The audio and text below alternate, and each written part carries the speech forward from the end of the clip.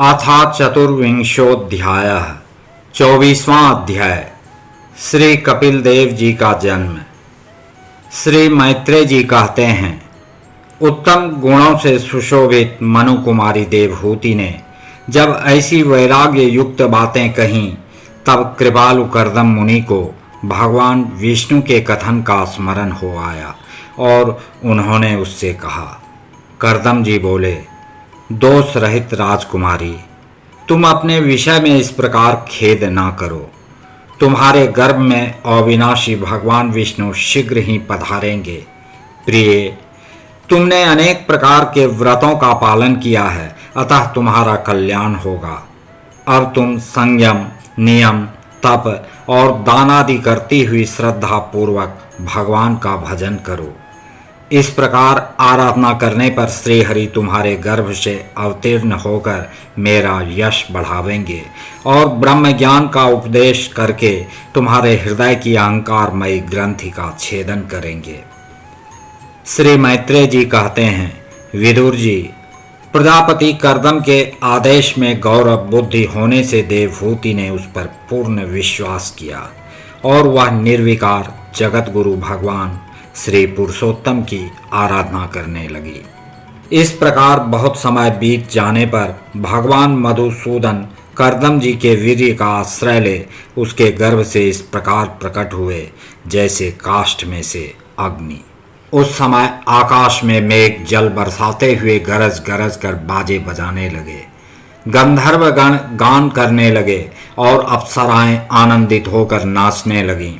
आकाश से देवताओं के बरसाए हुए दिव्य पुष्पों की वर्षा होने लगी। सब दिशाओं में आनंद छा गया। जलाशयों का जल निर्मल हो गया और सभी जीवों के मन प्रसन्न हो गए।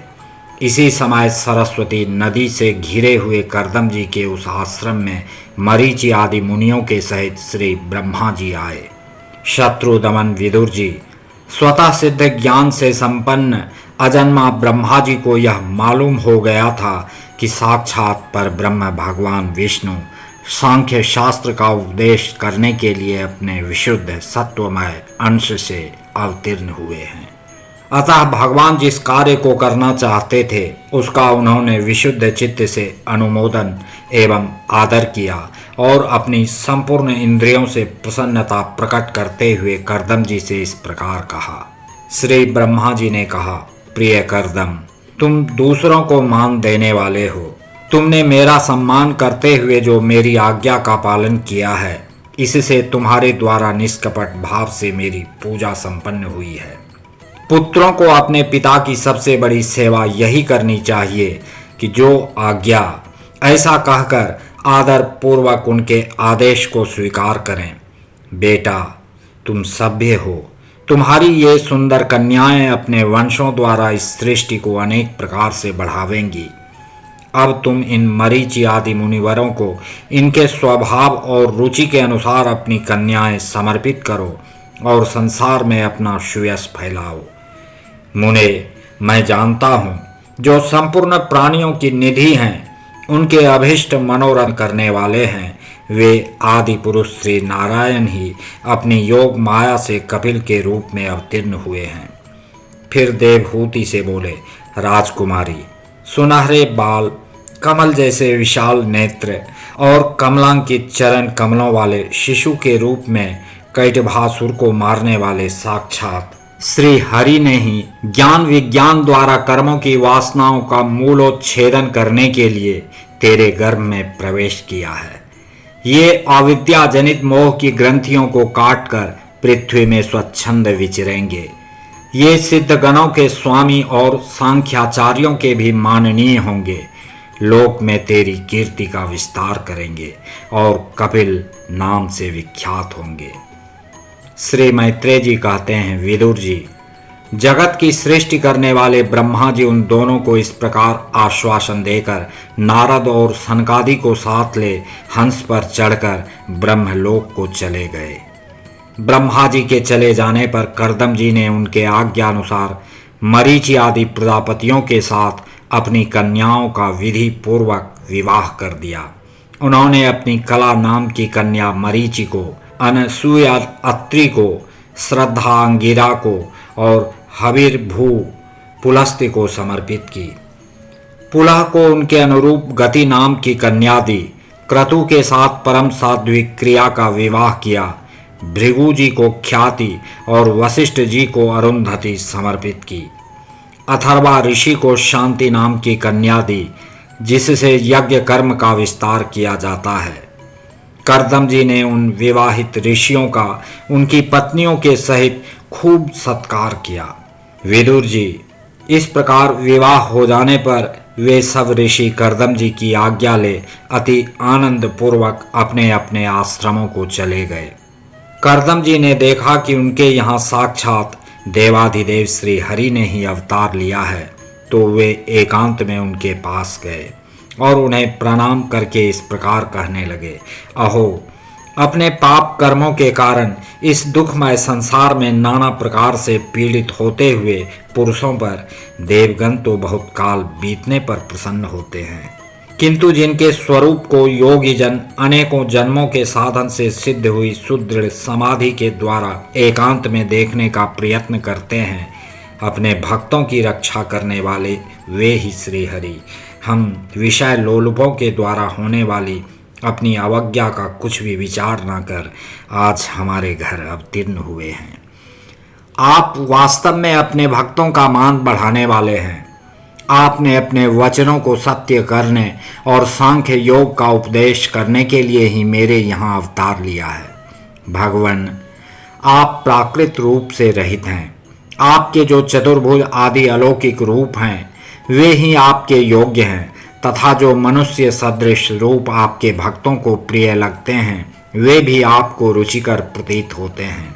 आपका पाद पीठ तत्व ज्ञान की इच्छा से विद्वानों द्वारा सर्वदा वंदनीय है, तथा आप ऐश्वर्य, वैराग्य, यश, ज्ञान, वीर्य और श्री इन छहों ऐश्वर्यों से पूर्ण हैं। मैं आपकी शरण में हूँ। भगवान, आप पर ब्रह्म हैं। सारी शक्तियाँ आपके अधीन हैं। प्रकृति, पुरुष, महत्तत्व, काल, त्रिविध अहंकार, समस्त लोक एवं लोकपालों के रूप में आप ही प्रकट हैं, तथा आप सर्वज्ञ परमात्मा ही इस सारे प्रपंच को चेतन शक्ति के द्वारा अपने में लीन कर लेते हैं। अतः इन सब से परे भी आप ही हैं। मैं आप भगवान कपिल की शरण लेता हूँ। प्रभो, आपकी कृपा से मैं तीनों ऋणों से मुक्त हो गया हूँ और मेरे सभी मनोरथ पूर्ण हो चुके हैं। अब मैं संन्यास मार्ग को ग्रहण कर आपका चिंतन करते हुए शोक रहित होकर विचरूंगा। आप समस्त प्रजाओं के स्वामी हैं, अतएव इसके लिए मैं आपकी आज्ञा चाहता हूँ। श्री भगवान ने कहा, मुने, वैदिक और लौकिक सभी कर्मों में संसार के लिए मेरा कथन ही प्रमाण है। इसलिए मैंने जो तुमसे कहा था कि मैं तुम्हारे यहाँ जन्म लूँगा, उसे सत्य करने के लिए ही मैंने यह अवतार लिया है। आत्मज्ञान का यह सूक्ष्म मार्ग बहुत समय से लुप्त हो गया है। इसे फिर से प्रवर्तित करने के लिए ही मैंने यह शरीर ग्रहण किया है, ऐसा जानो। मुने, मैं आज्ञा देता हूँ, तुम इच्छानुसार जाओ और अपने संपूर्ण कर्म मुझे अर्पण करते हुए दुर्जय मृत्यु को जीतकर मोक्ष पद प्राप्त करने के लिए मेरा भजन करो। मैं स्वयं प्रकाश और संपूर्ण जीवों के अंतःकरणों में रहने वाला परमात्मा ही हूँ। अतः जब तुम विशुद्ध बुद्धि के द्वारा अपने अंतःकरण में मेरा साक्षात्कार कर लोगे, तब सब प्रकार के शोकों से छूटकर निर्भय पद अर्थात मोक्ष प्राप्त कर लोगे। माता देवहूति को भी मैं संपूर्ण कर्मों से छुड़ाने वाला आत्मज्ञान प्रदान करूंगा, जिससे यह संसार रूप भय से पार हो जाएगी। श्री मैत्रेय जी कहते हैं, भगवान कपिल के इस प्रकार कहने पर प्रजापति कर्दम जी उनकी परिक्रमा कर प्रसन्नता पूर्वक वन को चले गए। वहां अहिंसामय संन्यास धर्म का पालन करते हुए वे एकमात्र श्री भगवान की शरण हो गए तथा अग्नि और आश्रम का त्याग करके निसंग भाव से पृथ्वी पर विचरने लगे। जो कार्य कारण से अतीत है, सत्वादि गुणों का प्रकाशक एवं निर्गुण है और अनन्य भक्ति से ही प्रत्यक्ष होता है, उस पर ब्रह्म में उन्होंने अपना मन लगा दिया। वे अहंकार, ममता और सुख दुखादि द्वंद्वों से छूटकर समदर्शी अर्थात भेद दृष्टि से रहित हो सब में अपने आत्मा को ही देखने लगे। उनकी बुद्धि अंतर्मुख एवं शांत हो गई।